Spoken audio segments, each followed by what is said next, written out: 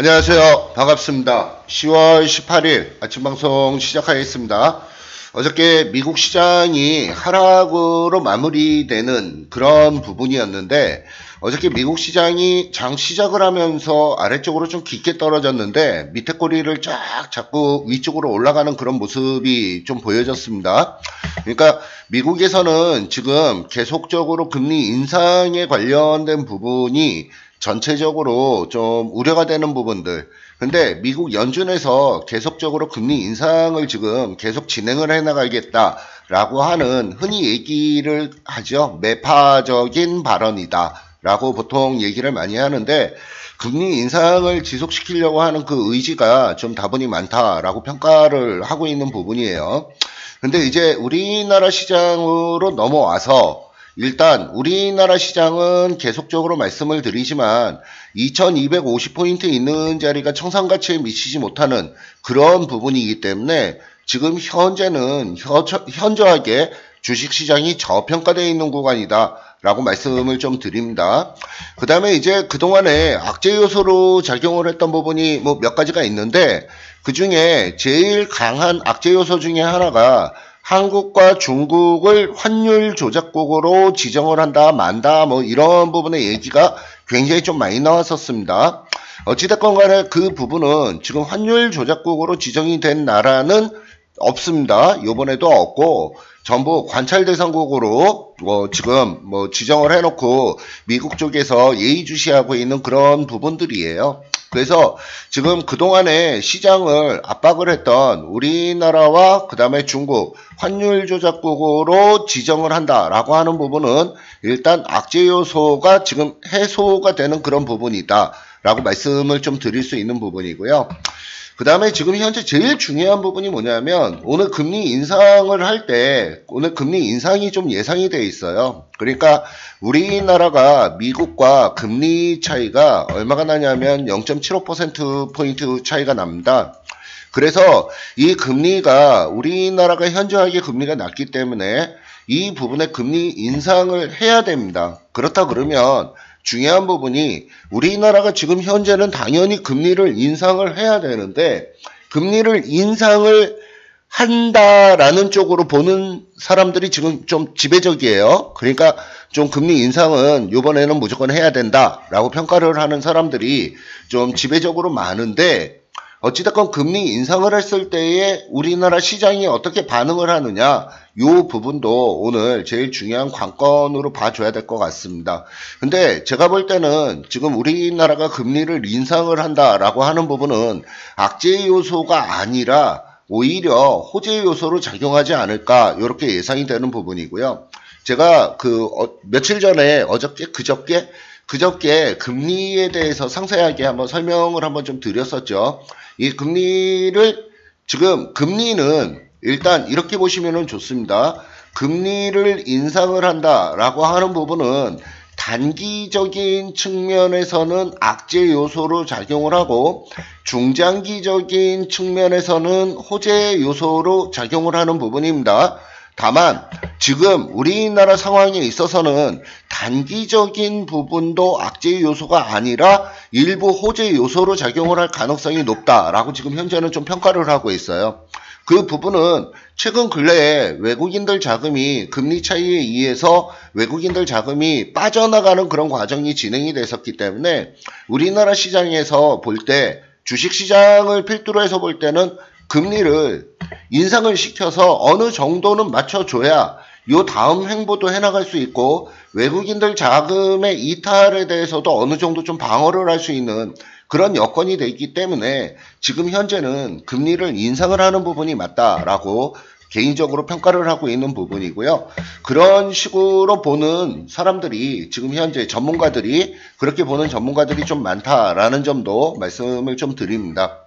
자, 미국 시장부터 한번 보도록 할게요. 미국 시장이 장 시작을 하고 나서 급락을 한번 시켰다가 아래쪽 꼬리를 잡고 위쪽으로 쭉 올리는 그런 모습이 좀 연출이 됐습니다. 어찌됐건 흐름의 움직임은 상당히 좀 양호하게 움직여 나가는 부분이고, 기술적인 반등 수준이 지금 계속적으로 진행이 되고 있는 그런 과정이에요.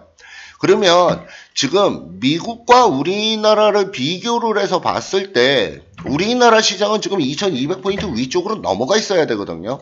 자, 우리나라 시장하고 우리나라 종합주가지수하고 잠시 한번 좀 비교를 한번 해보도록 하겠습니다. 지금 미국과 우리나라를 지금 비교를 해서 보면 위에서부터 아래쪽으로 우당탕 떨어지고 지금 미국은 2200포인트 살짝 넘는 자리, 그 정도 수준까지 지금 위로 올려놓고 있는 상황이에요. 근데 우리나라가 지금 현저하게 힘이 모자라서 지금 제대로 올라가지 못하고 있는 그런 상황입니다. 그래서 이 부분이 좀 굉장히 좀 못내 아쉬운 부분이거든요. 그래서 지금 이런 부분이 상당히 좀 아쉬운 부분인데 어찌됐건 간에 그래도 힘이 아무리 약한다 손치더라도 2200포인트 있는 자리까지는 기술적인 반등 계속적으로 진행돼서 움직여 나갈 가능성이 높기 때문에 우리는 일단 2200포인트까지는 계속적으로 시장 위쪽으로 올라가는 상방 쪽으로 일단 포커스를 맞춰서 대응을 해나가자라는 점을 지금 몇 날 며칠 계속 말씀을 좀 드립니다. 시장이 단기적으로 너무 급락을 해서 움직여 나갔던 그런 과정이고 그런 과정에서 기술적인 반등은 좀 필수 불가결하기 때문에 일단 위쪽으로 2200포인트까지는 우리는 위쪽 상방으로 계속 접근을 해 나가도록 하겠습니다. 그 다음에 두 번째, 지금 수급적인 요인을 봤을 때 수급적인 부분에 외국인들이 일단 선물에서 일정 부분 매수가 좀 유입이 돼서 들어오는 모습들이 최근 근래 며칠 사이에 좀 감지가 되기 시작을 하고 있어요.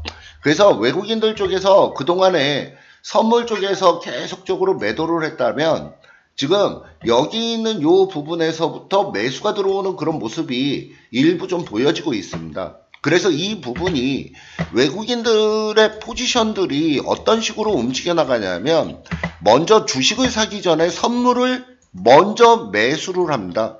그러니까 이 선물 같은 경우에 먼저 선자를 쓰고 물건물자를 쓰는데 선물을 먼저 매수를 하고 그러고 난 다음에 이거를 주식으로 교체하는 그런 거래를 굉장히 많이 합니다. 그래서 지금 선물 쪽에서 일부 매수가 먼저 유입이 돼서 들어온다 라고 하는 부분이 그나마 전체 시장에 있어서의 좀 긍정적인 흐름이 일부 좀 나올 가능성을 지금 엿보이게 하는 그런 부분이고요.